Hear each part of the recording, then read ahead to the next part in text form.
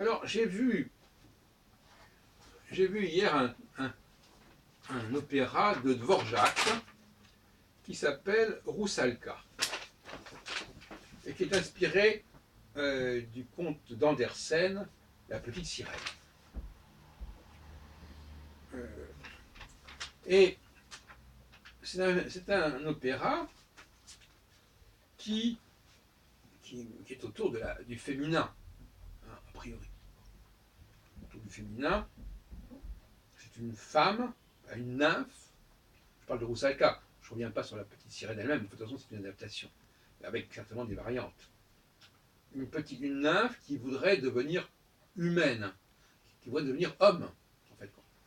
Donc si on transpose à ma façon, si la femme est une nymphe, elle veut devenir un homme. Elle demande à une sorte de sorcière de faire cette métamorphose.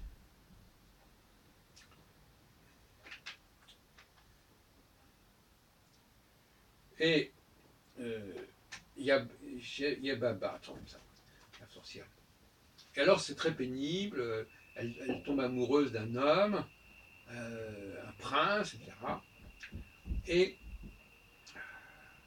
elle s'aperçoit qu'elle ne peut pas réellement devenir comme lui. Et donc, quelque part, enfin, bon, à la fin c'est un peu embrouillé, mais enfin, disons globalement, ce qui est intéressant, c'est un destin contrarié, un destin où elle dit je ne suis plus une nymphe et je ne suis pas non plus acceptée dans le monde des hommes. Et donc ce conte d'Andersen, le danois Andersen, adapté par le tchèque Dvorak sous Roussalka,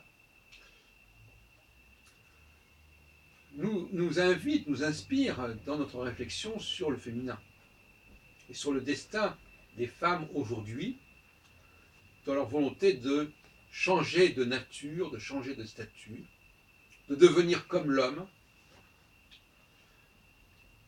ou bien est-ce que la sagesse voudrait qu'elles restassent des nymphes? C'est la grande question qui se pose. Et je ne sais pas si Andersen avait cette conception que j'ai du féminin, ou si Dvorak l'avait aussi, mais en tout cas la leçon est claire. Les femmes qui veulent devenir des hommes, en jouant un peu sur le mot bien sûr, devenir des hommes, devenir humaines, sont vouées à l'échec. Et en plus créent des tensions chez les hommes eux-mêmes, parce que ce pauvre prince, il est également perturbé quelque part par cette histoire. Donc c'est tous les aléas de la volonté de changer d'identité, de vouloir être l'autre. Et ça c'est le grand problème des femmes, de vouloir être l'autre. Alors, je terminerai cette petite réflexion en disant que j'aime bien la notion de grâce. Des choses qui nous sont données sans qu'on les ait méritées. C'est un ami très juif et également très protestant. Nous fêtons cette année le 600e anniversaire, etc., de la Réforme de 1517. Alors, oui, effectivement, ces femmes n'ont pas reçu la grâce du génie. Voilà. On peut cette expression. Elles n'ont pas reçu ce présent mystérieux du génie. Et donc elles ne sont pas géniales. Et comme l'histoire retient les génies, elle ne retient pas leur nom. Tout à l'heure, je faisais une petite émission sur les élections. Je disais que il y a les gens d'en bas qui n'ont pas de nom, qui sont le gros des troupes, les gens d'en haut qui ont des noms. Mais les femmes n'ont pas de nom. Elles font beaucoup d'enfants, mais on ne va pas leur donner une médaille pour ça. Elles n'ont pas de nom. Ce qui est en haut a le droit à un nom, a le droit à une personnalité, a le droit à une qualification. Celui qui est en bas, ben, c'est une espèce de... C'est une opposition en grammaticale entre l'article défini et l'article indéfini.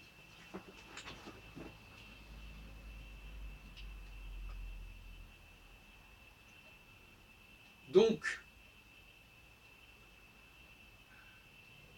ça ne veut pas dire qu'elle n'ait pas de poids dans la vie sociale, puisque astrologiquement, puisque je ne peux pas séparer l'astrologie de mes analyses, ce que j'appelle la sexocytologie, il y a des périodes, ce qu'on appelle la période alpha, qui fait que l'homme accepte le règne d'en bas.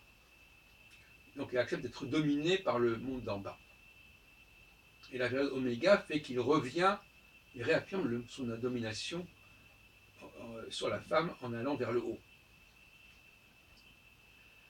Et le monde d'en bas, c'est le monde des automatismes, c'est le monde de l'anonymat, c'est le monde de ce qui est mécanique, c'est le monde des outils.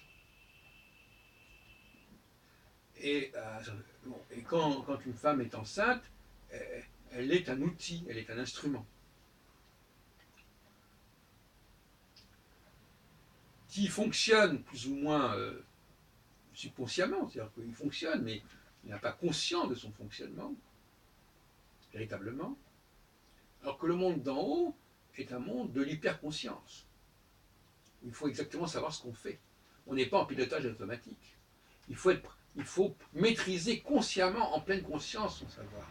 Et vous connaissez la formule, science sans conscience n'est que ruine de l'âme. Ben oui, les femmes sont souvent privées de conscience. Et ça m'amène à terminer sur un autre sujet, qui est la question de la conscience, dont les Juifs seraient en quelque sorte les porteurs par excellence. C'est-à-dire qu'ils apporteraient la conscience au monde. Conscients des mécanismes qui jusqu'à présent étaient subconscients, ils essayent d'exhumer, de préciser. C'est le cas de Marx, c'est le cas de Freud et de bien d'autres. Et dans le domaine de l'astrologie, il me semble que moi-même j'apporte un certain nombre d'éléments importants, de prise de conscience, de certain nombre de processus que les astrologues d'aujourd'hui sont incapables d'expliciter et de décrire, et que moi-même je décris. Et donc, pour terminer, il ne s'agit pas de nier le rôle des femmes.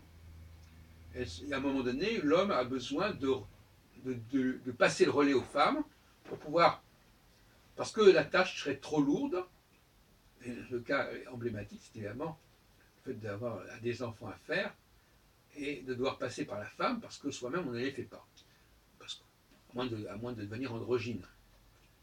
Mais c'est vrai aussi pour toutes sortes de choses. Quand les choses sont parfaitement accomplies, eh bien, elles sont prêtes à donner à la femme, à transmettre à la femme, et à ce moment-là, on va les dupliquer, on va les multiplier, on va les transmettre, et à ce moment-là, il y aura une sorte d'ubiquité de la part de l'homme, et quelque part, il y a un délire d'ubiquité. Quelque part, lorsque la phase alpha conduit l'homme à un délire d'ubiquité, c'est-à-dire qu'il a envie de se reproduire, de se multiplier, expression d'ailleurs qu'on trouve d'ailleurs dans la Bible, et cette envie d'ubiquité le place sous le joug de la femme pendant une certaine période. Et après, il cesse de rêver à cette ubiquité parce que tout simplement, le produit, il a un doute sur le produit qui a été ainsi multiplié, dupliqué. Il est obligé de repenser le produit et donc il va retravailler le produit. Et donc à ce moment-là, pendant cette période de retravail du produit, eh bien la femme, elle est au chômage en quelque sorte. Et quand le produit est fini, la femme reprend du service.